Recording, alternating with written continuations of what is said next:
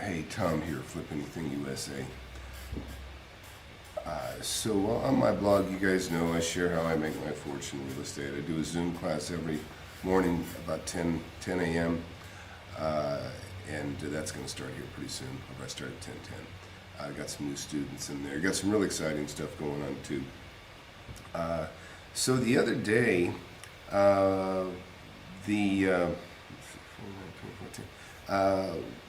I did a video on Ben Mallah and his son. He was helping his son buy a KFC, and one of the things he talked about was interest only, and that came up in the class, and people have been asking me since, why would you want to do interest only? So we're going to get into that.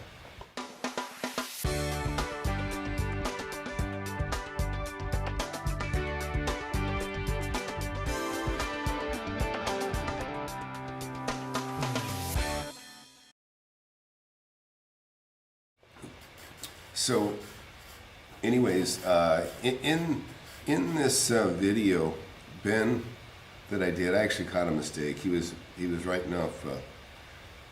He was depreciating the whole asset, which you really can't do. You can only depreciate the building itself. You can't depreciate the land, and so I kind of, pointed that out.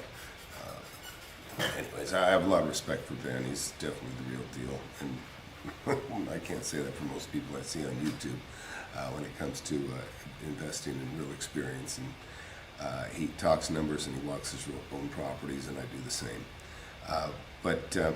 Hey, almost good morning. So I'm just going to revisit this because people do ask about this. So the reason you want to go interest only is because, look, interest only is as low a payment as you can possibly have, right?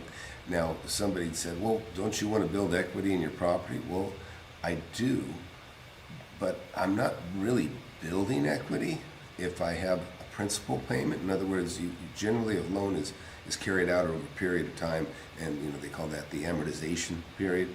Amortization schedule will give you, what will my payments be if I can pay this off in 20 years or 10 years at X interest rate, which, by the way, if you ever get in my mentorship, I have several calculators that are built just for that interest only, and different scenarios that you can have. Just makes it quick and easy. The formulas are ready. Just punch in the interest rate in the years that you want, that sort of thing. And there's some other stuff that's kind of creative, but sometimes you want to reverse engineer the payments and things like that. But so back to what Ben was talking about. We'll watch a little bit of this real quick, and then I'll comment some more.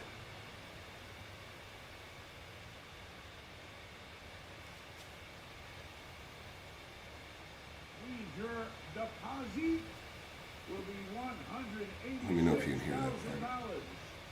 Do you have $186,000? Tell the truth, the whole truth, and nothing but the truth. Your rent is going to be $58,000 a year. That's more than a lot of people's salaries. Someone's looking for salary. You're going to have to pay your friends at the bank 3.25% interest. You're going to pay the bank $24,000. Forget the 180. Ain't got time to do it hundreds in my world. So, the $58,000. So what he just calculated was interest only.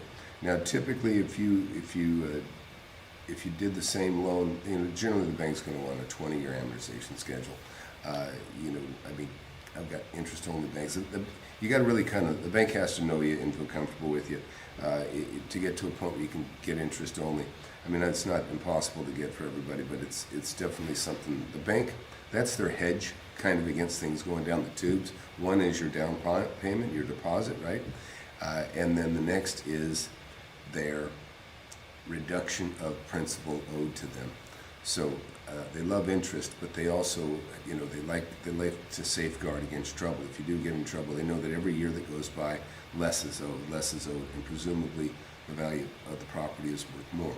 Well, so if you've ever been leveraged to your teeth, as I have, and when I started younger, of course, I had nothing to lose, so of course I leveraged to the max all the time, and that's how you get wealthy quick. To be quite honest, is you leverage, and you don't have to leverage too very uncomfortable. Everybody has to decide. Everybody knows their own personal financial situation better than anybody else. If you make money. Oh damn. Well, hey, sorry if the volume's low, guys. I'm sorry. Maybe it's lower with on Ben, but it is what it is. But back to what I was saying, uh, the interest rate.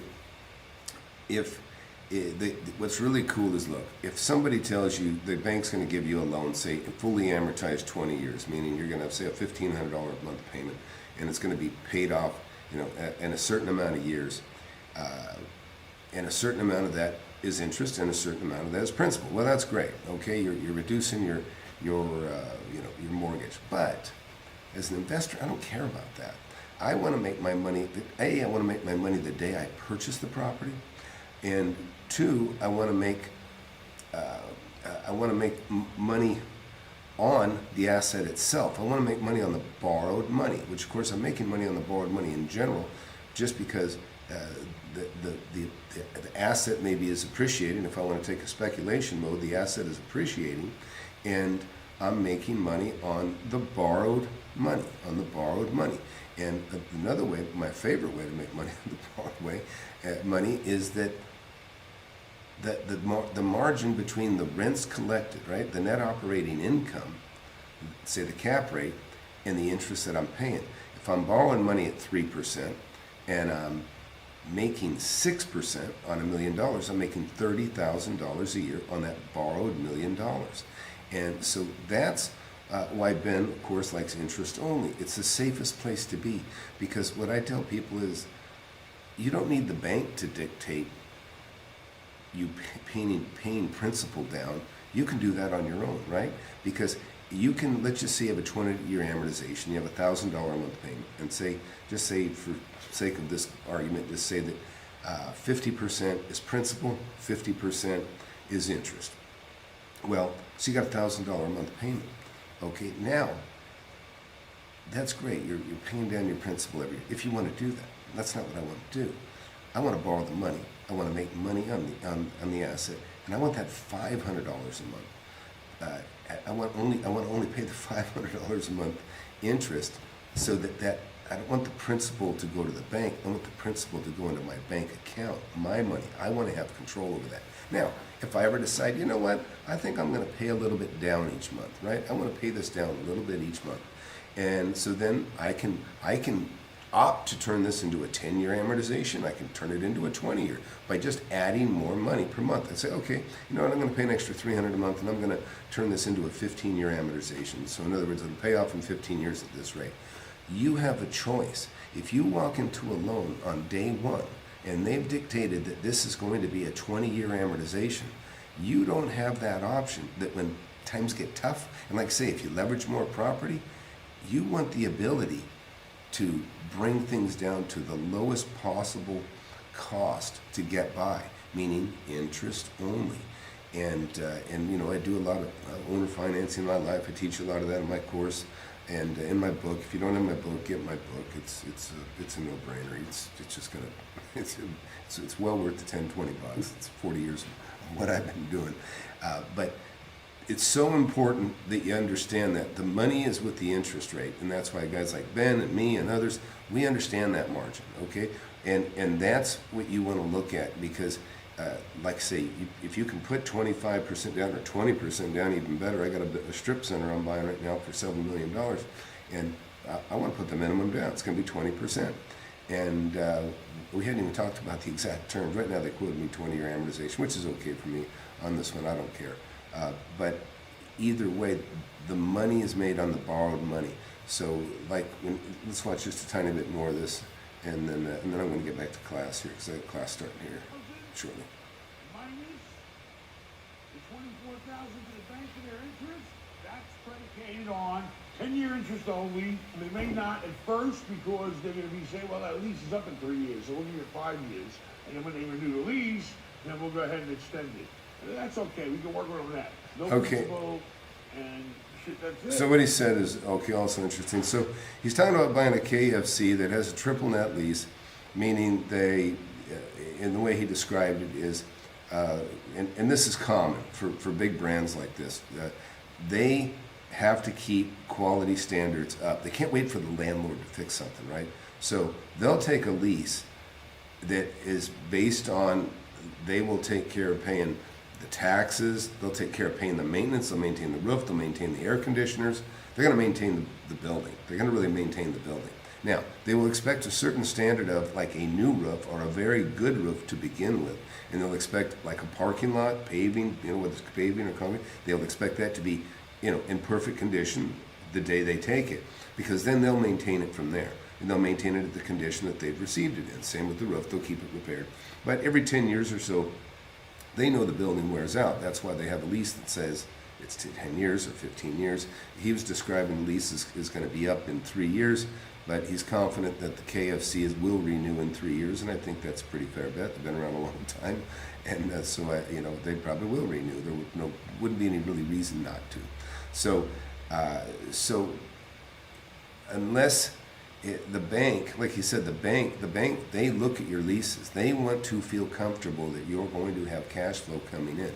And when they see that there's only 3 years left, that actually is going to make them feel pretty warm to begin with.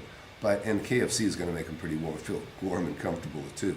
But if it was, Joe's Hamburgers, they're not going to feel so good. They're not going to feel so good about it. And there's a good chance Joe's Hamburgers is not going to have the budget that KFC does. They don't have the branding, they don't have advertising, they don't have people pulling through, walking through. So they may not be as anxious to take a triple net lease like he described, where they will pay for everything. But it's a great place to be. I've looked at different places like dialysis centers and things like that. These are essential businesses. And of course, listen, they got a generator, they got everything. Power always is going to be on, whether it's coming from a local power plant or it's going to come from a generator at the back of the building. People got to live, and the machines are vital. So everything has to be good. And same with the restaurant, same thing. Air conditioning's got to work. They've got a brand. They want people to go in from one KFC or to one business to another, whatever kind of name brand business it is. They want everybody to have that continuity everywhere they go. And so that's a big important part of their success, is their continuity. And so that's why they go into those type of things. But so anyways, back to the interest only. If you can get interest only, listen, always get it. Don't be afraid. To say you're afraid of interest only over a fully amortized loan, you're basically saying, I do not have the discipline to pay down my mortgage. And really you shouldn't even worry about it, because you're making your money. If you do, by the way, you make your money the day you buy it, right? You can sell it for more than you paid for it the day you buy it. And if you want to be a speculator and hold on, and I do a lot of that. I keep about 130,000 square feet, it's a little more now, I think, of rentals. And of course, I like to keep the leases going. I like to keep the cash flow flowing. 10, 15 years goes by in a blink, and if you have it amortized, the building's almost paid for. Otherwise, you're sitting there, and even if you don't have it paid for, the amount you owe is insignificant to what the asset has become worth, maybe because it's gone up in value. But even if it hasn't gone up in value, it doesn't matter. You've made the margin, say, of 3% on the borrowed money. So if you borrow tens of millions of dollars, and you take 20 million, times 3%. So you've got, you got $600,000 a year coming in just on that 20 million of borrowed money, okay? And then if you have half that much again, that's your own, then now you got 1.2 million a year coming in, and half of that's from the bank, right? So, anyways. That's all. We're going to have to get back to class here. I'll take a couple questions real quick. If anybody's got any questions. Glad to see people showing up in here that are here. Yeah, Ben is setting up his kids. Yeah, that's fair to say. Everybody wants their kids to do well. I'm letting my kids just figure it out on their own. I mean, they've been around me, so they got a lot of real estate in them by osmosis, because I've drug them around through every rental that I've ever purchased. As long as I could. Now they're the youngest are teens, and I can't make them go anywhere. You should do Ben Mallah live. Oh, yeah.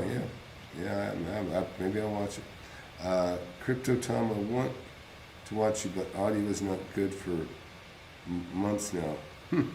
All right, Crypto, I'll tell you what, I'm going to work on that. Is my voice low right now? And I'm going to kill this thing in a minute. But is that the problem? Because some people say it's fine, other people say it's too low. I'm getting a reading here that shows it's touching the red, so it should be okay. But I'll figure it out. I'm sure you're correct, because anyways, because I am definitely not. I never worked with audio visual when I was in high school, and although I wanted to when we get out of school. But hey, anyways, if anybody's got a quick question, if you can hear them, we can keep looking.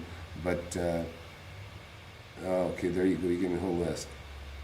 Yes, it's on Ben's video. Oh, okay. Okay, so the video volume is low. Agreed, Crypto? Let me know. Oh, there you go. Hey, check it out. So we got Liam in here. Liam was among the first in my mentorship group.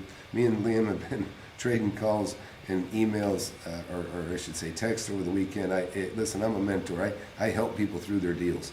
And Liam has hit another home run. We're not going to talk about it. Liam, I'm looking forward to you sharing some stuff in the meeting here in a little bit. But certainly no details about where and whom. And, I get a little bit cryptic when I talk about my real estate deals until I have them locked down and done. Anyways, okay, I'm going to work on the volume from these damn videos. I'll get that figured out today. Thanks, Crypto. Appreciate that input. And yeah, Liam said he just took an interest-only loan, and yep, it's the way to go. Well, actually, Liam also did something else. He got an interest-only owner carried loan, okay, which is something I teach you about in my class, and how to obtain that. Anyways, so look, I'm gonna go to the class view. Anybody got any interest in mentorship? You have to own my book first. That's my book you see up there. Get the book.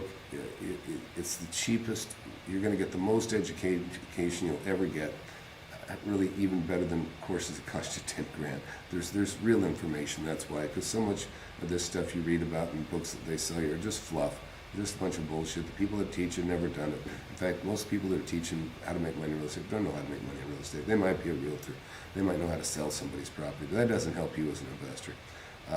So, anyways, yeah, okay, I got it on the audio. We'll work on that.